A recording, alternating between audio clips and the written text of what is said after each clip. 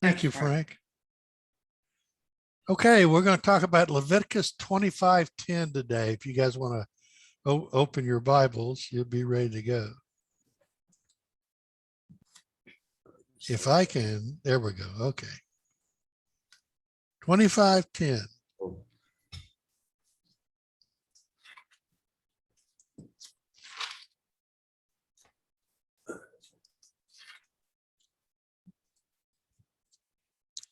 Frank, you got it there? Go ahead and read it if you got it.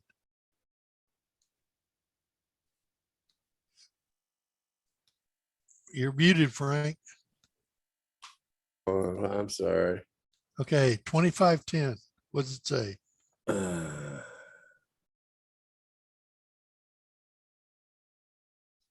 Frank. Set this year apart as holy, a time to proclaim freedom throughout the land for all live there.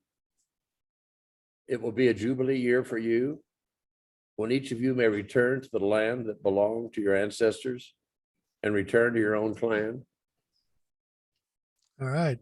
So the magic phrase is proclaim liberty throughout the land.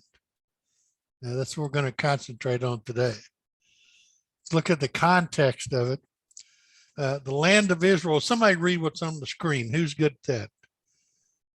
Bill, how about you, buddy? Little Bill. Yeah, say that again. What do you want me to read? What's on the screen? Okay. The land of Israel was God's property, and his people were its tenants. Therefore, the people's land ownership, understood in this sense, was not to be exploited for the enrichment of some and the impoverishment of others. Indebtedness might separate some land from its owner temporarily, either through the sale, really lease of the land, or by the owner selling himself as a slave, or both. But the land was not to be deeded away in perpetuity. There you go. There were several ways in which the land might be reacquired or redeemed. The same principles applied to release of a Hebrew from slavery so that he might return to his land. Okay, so it's God's property, and the people were the tenants of the property. So, God gave them the deed, but it was a restrictive deed that it stayed in their family and was not relinquished to anyone else. Now, think about that. What kind of problems you think that would create for lenders to loan money on a mortgage on a piece of property that was restricted in this case? That means that they'd have a hard time foreclosing on it for collecting that debt, because the title wouldn't be any good. They wouldn't be able to sell the property to somebody else, turn it into cash, or do anything to it. So let me ask you, we're kind of getting ahead of ourselves here, but what do you think? How would this affect current Israel? We got the Palestinian problem that's going on. You have people that are trying to be subversive to Israel. They're trying to invade Israel openly or covertly. How do you think this affects them? It's not recognized by anybody else other than the Jews, obviously. Palestinians think it's their land. Some Jordanians think it's their land. You think it creates problems?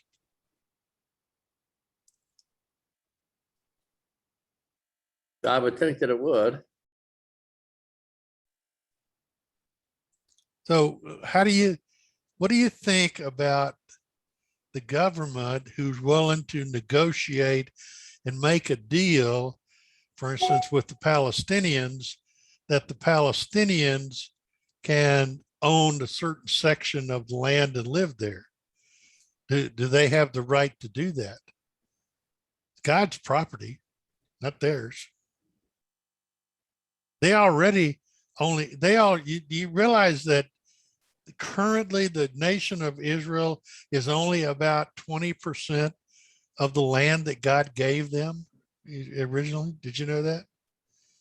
Originally, he gave them the land, it says, all the land between the Euphrates and the Nile rivers. That includes all of Jordan, some of Saudi Arabia. It includes some of Egypt, Sudan, Lebanon. I mean, all these, they're not occupying a minuscule portion of what God gave them. And then they want to negotiate with the Palestinians and give some more away. They've already given away what, the Golan Heights, right? That doesn't make a lot of sense, does it? Anybody know why they're doing that? Is this mic on? Can you guys hear what I'm saying? Yeah. Oh, okay. That's, I know my voice is very soothing and all, and it's probably mesmerizing you, but you just keep moving so I know you're there. Okay. Yeah. Tough crowd. Okay, I have a Yeah. question. Yeah. Question for your question. Okay. Thank you. God gave them the land. Unless you're a Jew or a Christian, nobody else believes that. That's the confounding confrontation, isn't it? Well, I don't know if they believe it or not, but they're certainly ignoring it. Well, but I mean, I think I'm correct on this. I'm not a student of that area, but all of those tribes have been warring ever since they were a tribe. And I think that's just continued on. God gave them so much land, but unless the others agreed to it or that they fought and staked it out, in other words, there's not really a claim that they can go back to except in the Bible. Okay, I misunderstand. When you say others, who are you talking about as others?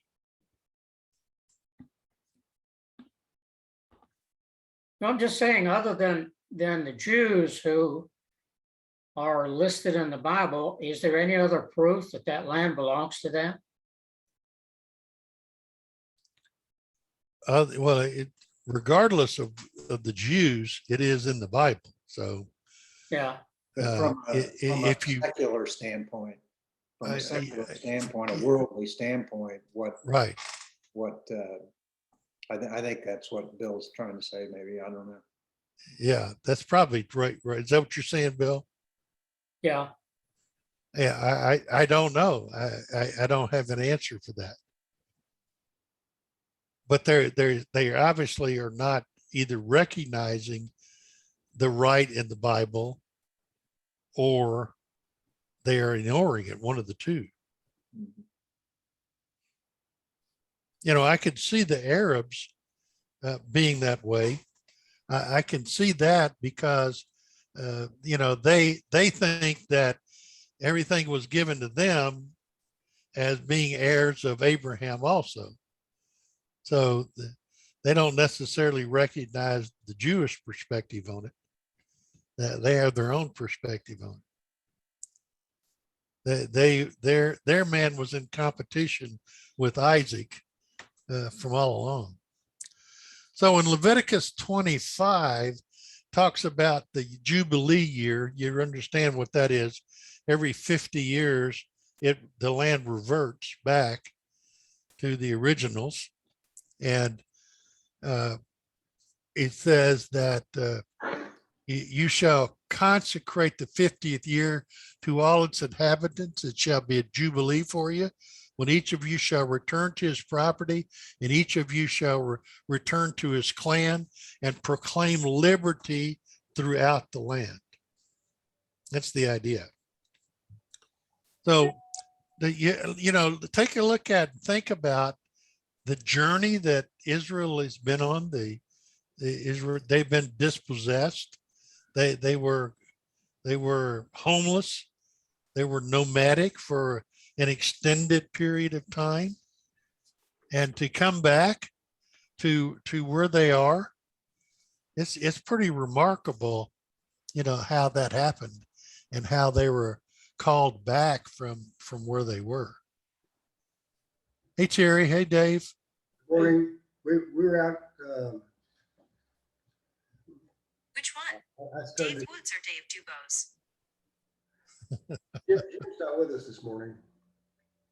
Jim's not with you? Jim had, he went out and did a bunch of yard work this morning early. And then he's not as young as he used to be, so he called and said he needed a pass today. Oh, yeah. Well, with his health, I can understand that. So Oh, yeah. that's not a problem. We're in Leviticus 25:10, guys, just in case you're interested. Okay, so we're going to jump a little now to our forefathers as to where they were. When William Penn founded Pennsylvania, he hung a bell from a tree in Philadelphia and rang it to gather citizens for announcements and proclamations. The town grew over time, and so a louder bell was needed.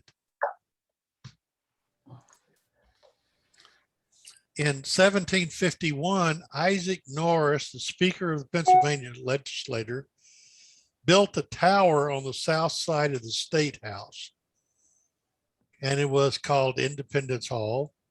And he placed an order for a good bell of about 2,000 pounds weight. Norris was a devoted Bible student, and he chose this inscription from Leviticus 25:10. Proclaim liberty through all the land to all the inhabitants thereof. He wanted that to be inscribed on the Liberty Bell. God bless him. Whitechapel Bell Foundry of London was commissioned to do it. Isn't it interesting that a bell to be put on Freedom Hall was originally commissioned by the mothership, so to speak, England, from originally they escaped. Though it was commissioned to forge the first Pennsylvania State House bell and ship it to Philadelphia in August of 1752. For all to hear, workers erected a makeshift stand and rang the bell. To everybody's horror, it cracked with the very first strike of the clapper. The cracked bell was taken down and entrusted to Philadelphia metal workers, John Stowe and John Pass, who created a new mold before shattering the old bell into pieces with sledgehammers. The pieces were melted down and poured into a new mold. The finished bell was displayed to the citizenry with another attempt at ringing it. This time it clunked. The bell was again shattered and recast using the same mold again. That would amaze me. If you do the same thing over again, the same thing's going to happen, right? What are they doing differently? Definition of insanity. Yeah. On June 7th, 1753, a third version of the 1-ton bell was raised to its lofty perch atop the State House. No one knows how, when, or why it developed its now famous crack. Abolitionists campaigning for the emancipation of slaves noticed the words inscribed and began using it as a symbol on all their pamphlets and posters. So they decided to name the bell the Liberty Bell.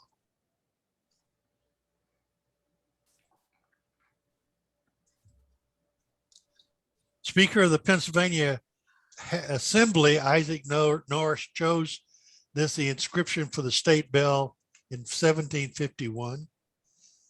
And it was to commemorate the 50th anniversary of William Penn's Charter of Privileges, which granted religious liberties to, oops, I went the wrong way. Let me go back. If I can't do it. Previous, there we go. Granted religious liberties and political self-government to the people of Pennsylvania. The inscription on the State House bell went unnoticed during the Revolutionary War. Huh. So that's what it looks like. And nobody knows how it got cracked and got the third casting, right? Seen it. Yeah. I've been to Philadelphia. There we go. So the Liberty Bell's inscription is from the Bible, King James Version, proclaimed liberty throughout all the land, all the inhabitants thereof. The verse refers to the Jubilee, or the instructions of the Israelites, which we just read, to return property and free slaves every 50 years.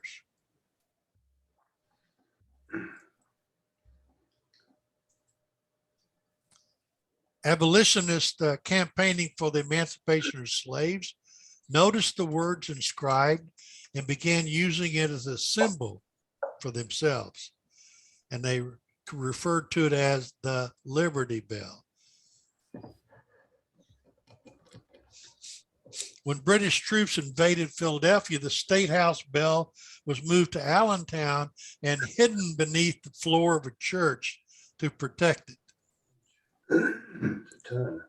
When Philadelphia returned to their city, the bell came back. State House steeple had deteriorated. It wouldn't hold it because of the weight. And the bell was stowed until 1785.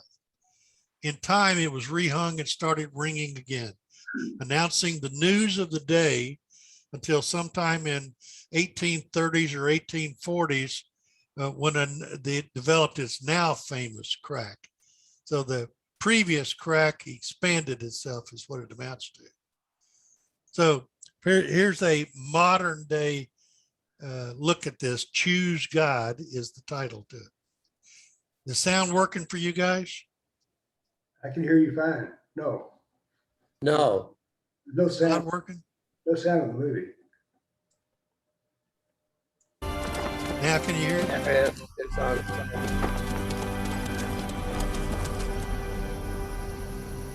I demand to speak to the man in charge.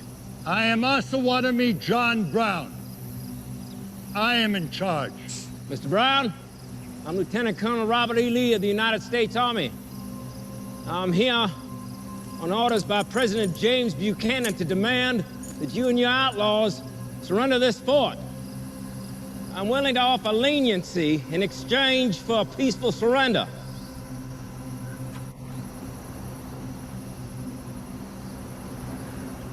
I hate to disappoint you, Colonel, but you're not likely to get a peaceful anything from us. Not while that abomination called slavery is still the law of this land. Not when Negro blood flows in our rivers and irrigates our crops. Not till every last man, woman, and child is freed from their chains will we ever surrender. You are evidently a man of passion, Mr. Brown. I can respect that. But I'm not here to make moral judgments. I'm here to enforce the law. And I am here to enforce a higher law, extolled, you might recall, in the Declaration of Independence, that all men are created equal. Need I remind you, Mr. Brown, that the man that penned those words was a slave owner? Are you accusing Thomas Jefferson, one of our founding fathers, of being a hypocrite? Well, I read it. He didn't think colored people were men. Who is it decides who is a man or not, Colonel? Almighty God or Thomas Jefferson?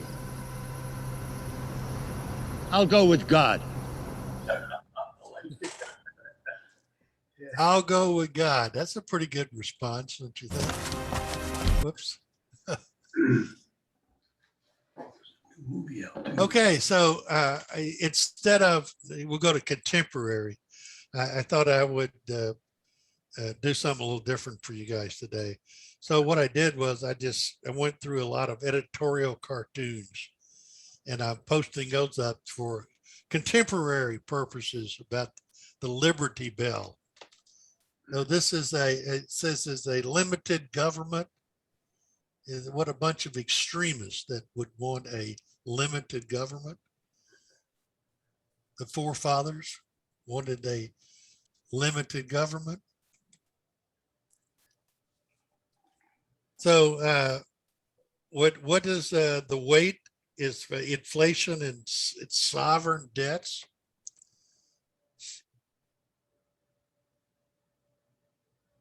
I don't think I need to explain these to you. We'll give you the look at them.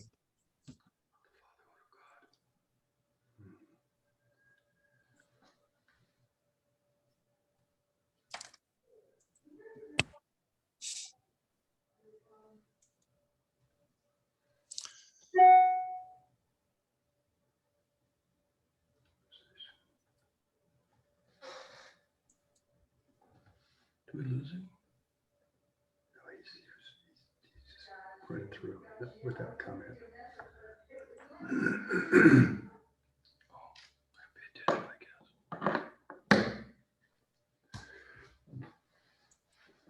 I like that one. Don't mind us. Feel free to grow and create jobs.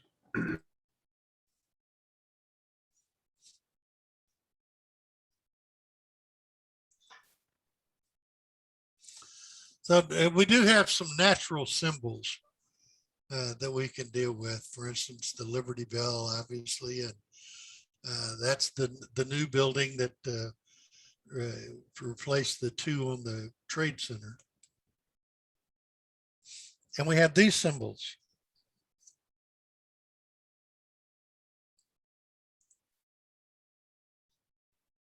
And we have these documents to proclaim liberty through all the land. But the question, the question is that, is that true? Let's go back to originally, we talked about the context of it. The context of it was that God had given to his chosen people a place that he wanted them to dwell, a place that originally was extremely fertile, a place that blessings would be put upon them for tilling the ground, for living together in the land that was promised to them. And they did for a while, but they never occupied the entire land that God had given them. Never. That has never been done. And now they are in a corner, a sliver of the original land that was given to them. We come along, we meaning the future Americans, we come along and we start to put together certain symbols of liberty, and we put God's inscription on them. Yet over a period of time, do we follow that inscription? Do we really live in that fashion? Do we honor that? Do we honor these documents that were written by the forefathers, or do we try to craft them in a way that's beneficial to us in an immediate cultural stand that we have? For some reason, things that have stood for hundreds of years now seem to be insufficient in a contemporary fashion. We've outlived them, I guess. We no longer need them because we don't think that they measure up to the lifestyle that we want and that we have anymore.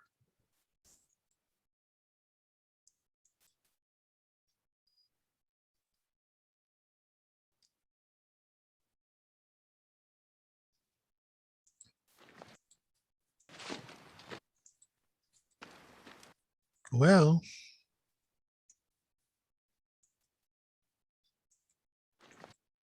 I can't get it off.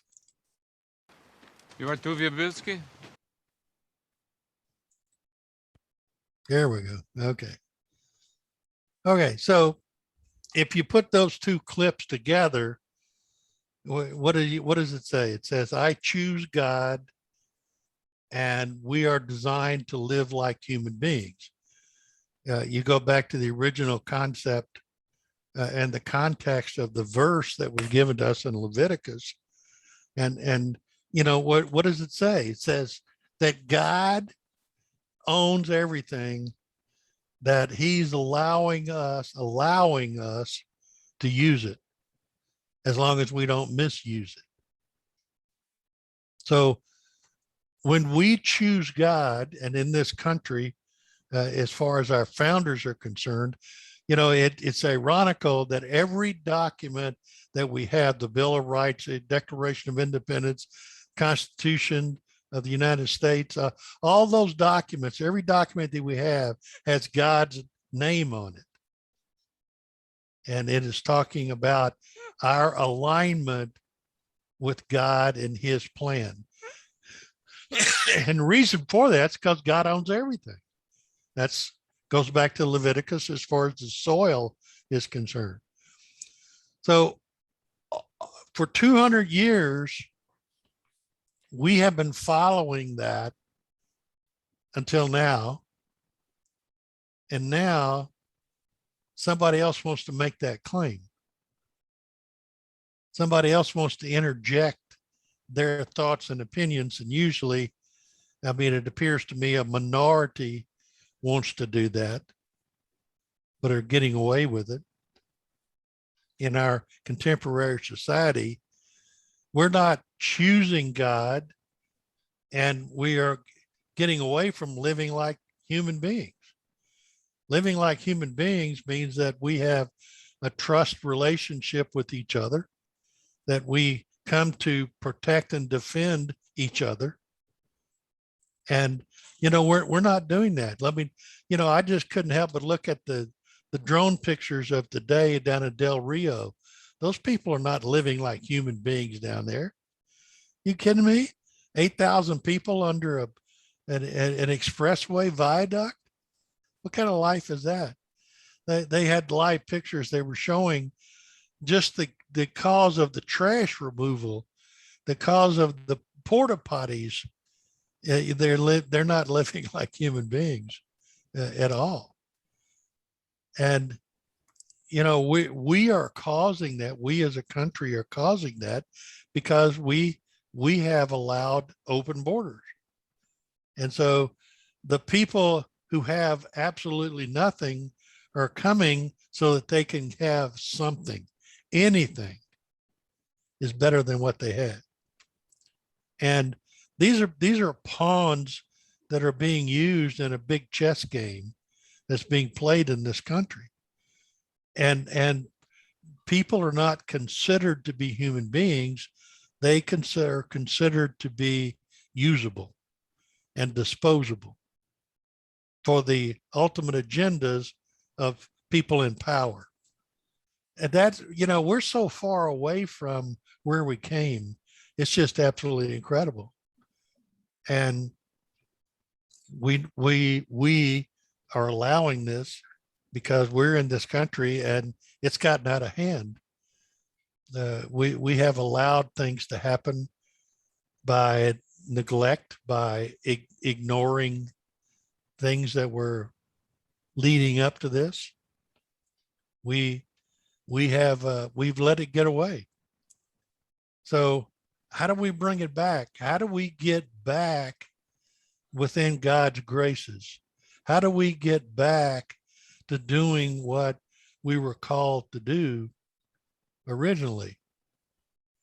You know, it's a covenant relationship that we have with God. And we used to have a covenant relationship with each other, but that seems to have been broken so many times that we can't even find it anymore. Not only can we not find any the documents, we can't find it in the relationships. We can't find it in where, you know, I couldn't help but think about what my father used to say about things, that back in the days when you could leave your door unlocked and not be afraid at night of what might happen. But he's talking about the way that we lived, and he told me and when I was growing up that you can count on your hand how many people you know as a husband and a father and a head of household. How many people do you know that you can leave your car keys and your wallet with and leave your family in their care and go away for a month and then come back and your family is not only as good as when you left them, in some cases they may be even better, well taken care of, well protected, well insulated, you know?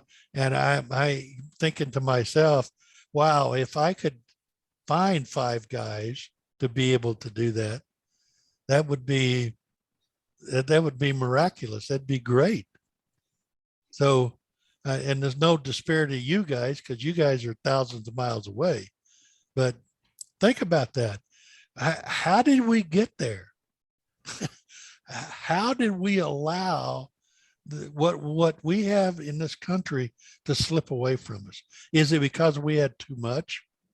Is it because that we learned to experience it and expect it? Is it because we don't know the difference between needs and wants?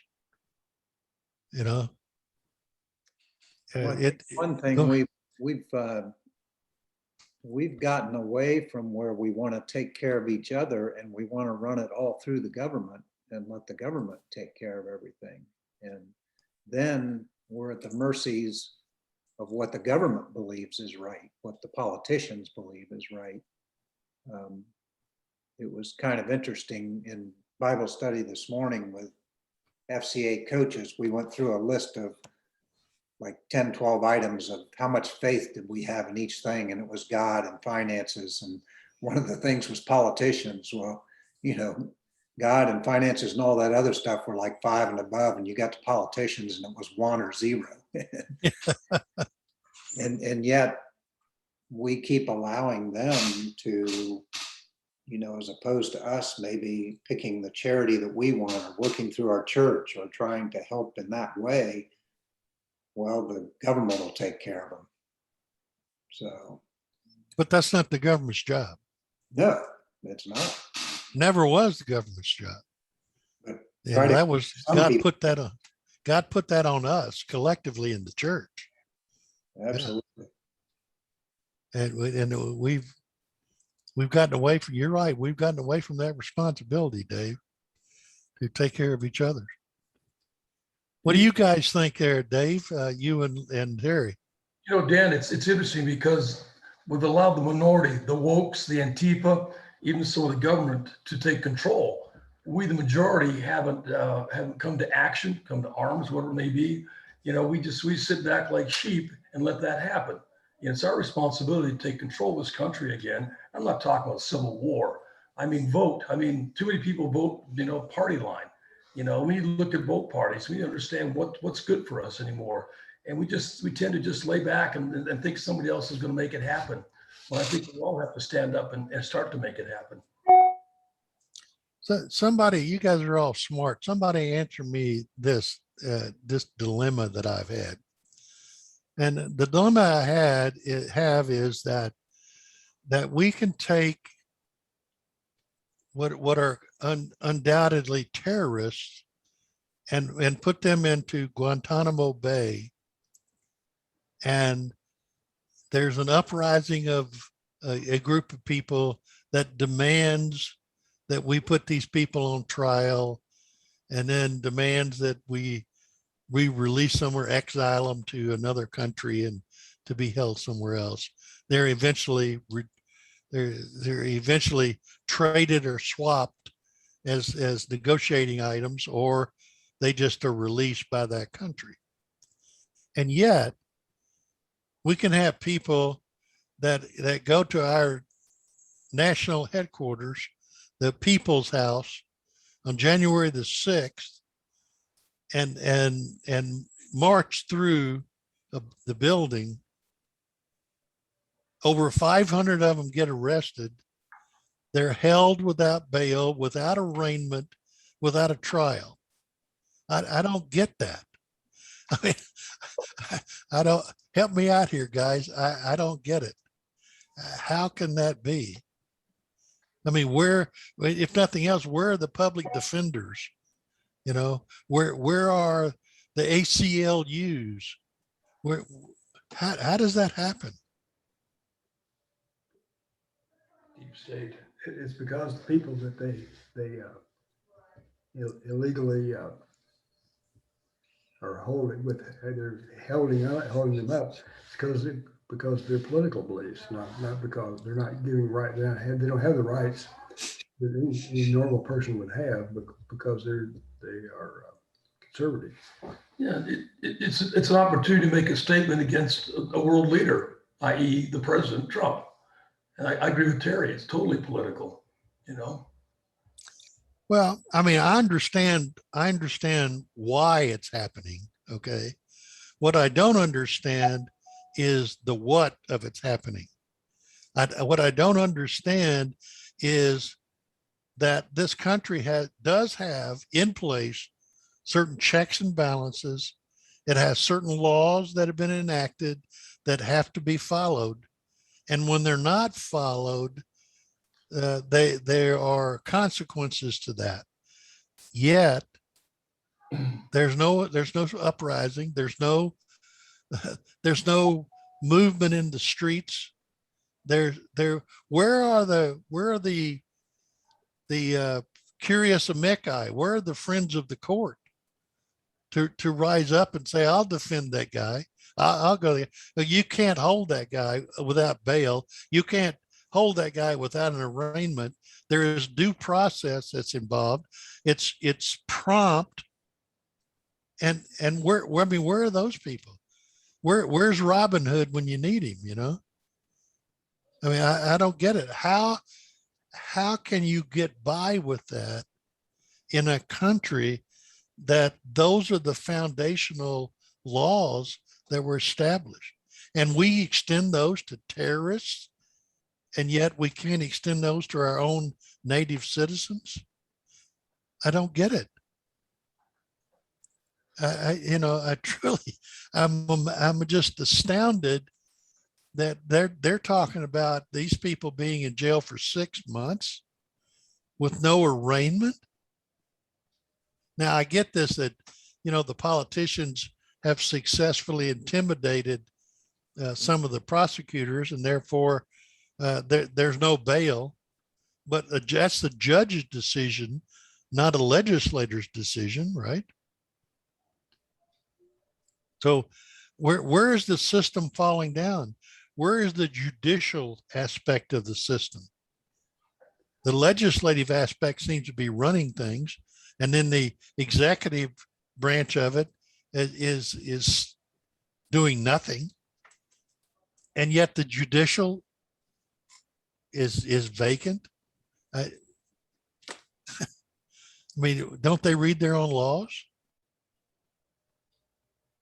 You can't make it up what's happening in Washington, D.C. and the leaders and what's going on in this country, and they're taking God out of everything, and you can't make it up. So, you guys are living in Phoenix, and you've got that legal group that's out there that defends Christians. So why are they not stepping up? Why are they not doing it? And we just said that welfare is a responsibility of the church. Well, if welfare of people who have needs and no resources, I mean, isn't that what these guys in jail have? They have needs and they have no resources. Isn't it time? Why are the churches not doing anything? Well, it seems to me that the churches would be the place where people could be gathered and focused and rallied, because we're talking about injustice here. We're talking about going against the laws of the land. And how far away is the church from being persecuted if the individuals are being persecuted? Who gives, first of all, who has the right to determine who can pick and choose who they want to put in jail? Who's got the right to do that? And secondly, is that who has the right to deny people their freedom and their rights? And yet we let it go. Boy, it's just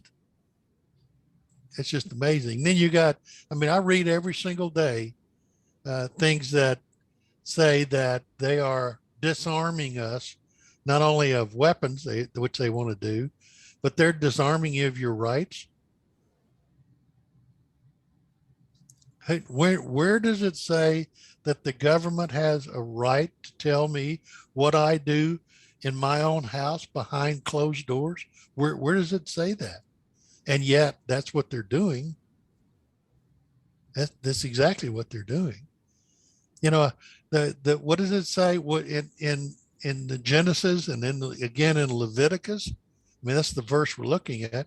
To proclaim liberty throughout the land. Proclaim liberty throughout the land. As sad as it is, and much as I don't want to, that would include California. You know, but it's not happening. And because it's not happening, you know, we're not only going to deteriorate, but we are going to reach the point of being demised. Then where are you going to go? You know? Well, and I think one of the things, you know, I would guess that the bulk of all of us that are on this Zoom meeting think pretty closely alike in terms of what is liberty? What does that mean? I think, unfortunately, there's certainly an element in this country that would define liberty as, if it agrees with me, then you're free to do it. If it doesn't agree with me, then you're not free to do it. And I think that's the unfortunate thing is, and unfortunately, there's a pretty big element of that that seems to be in government. Well, I think, you know, I think there's a confusion amongst the elite that the word liberty, they seem to equate with obedience. Mm-hmm. You know, that they know what's best for us and Right. we need to follow along with that. Mm-hmm. And the only one that knows best for us is God. You know, it tells you that in Romans 8:28. So I think we're in grave danger. I think we're in absolute serious danger, and it's, you know, it's I forget who said it, but I don't. It sounds like somebody, you know, like Winston Churchill or somebody, but they were referring to America as the last stand for liberty and for freedom. They're the last stand.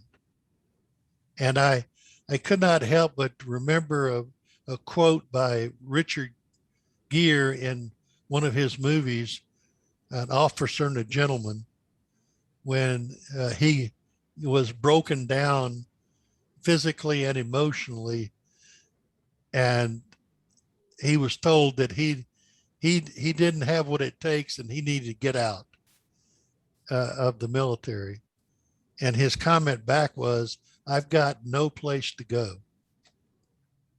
You know, and guys, where are we going to go? Where are you going to take your tin cup and stand in the food line? Where are you going to go? That's something that's so foreign to us. But we're only 3 generations away from the Depression. And that's exactly what they had to do in the Depression. You know, we're the 3rd generation from that. And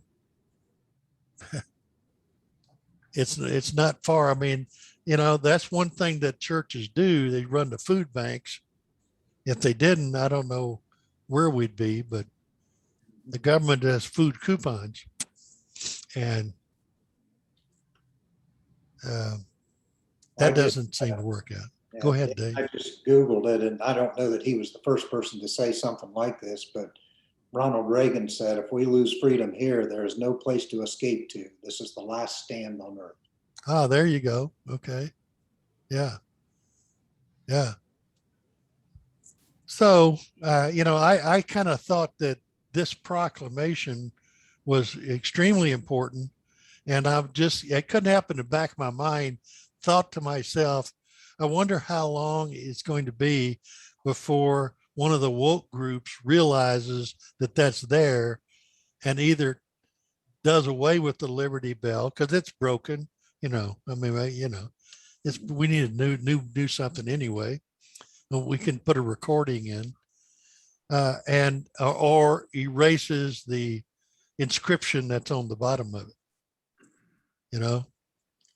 I came from a city that has a bowl game called the Liberty Bowl, and that's one of the things they used to do at the beginning of the Liberty Bowl was play the sound of the Liberty Bell ringing, but they don't do that anymore.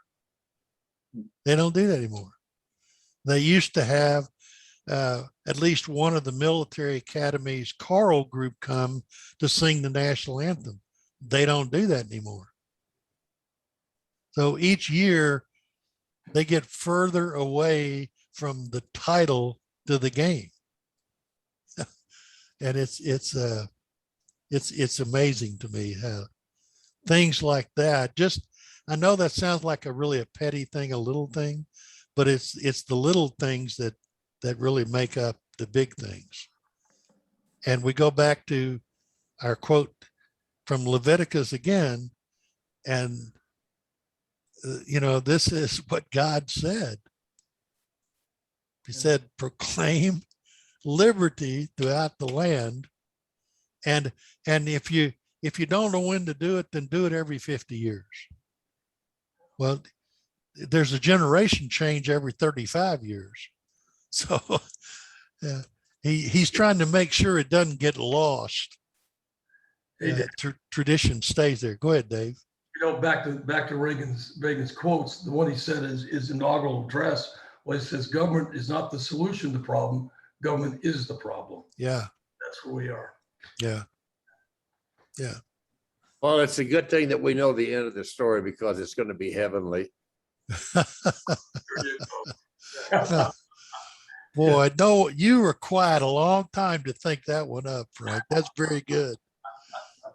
Guilt by association. That's good, Frank.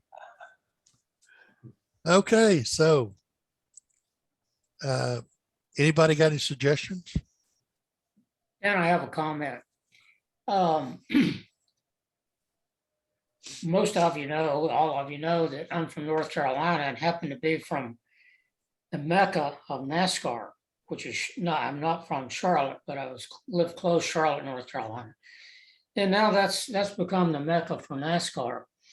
The NASCAR races usually celebrate exactly around these holidays, exactly what you're talking about.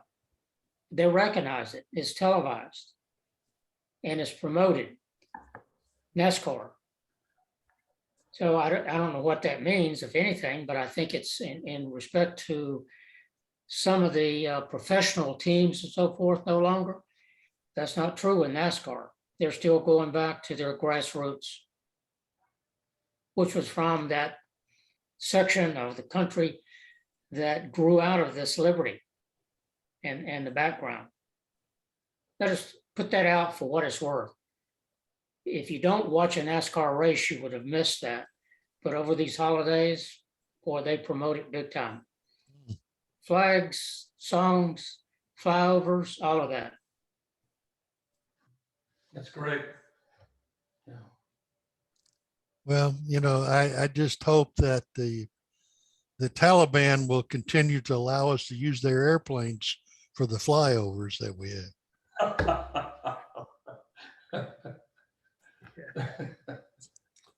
Prayer. How about it, guys? Anybody need any? I do, Dan. Good. I- Frank, are you taking notes?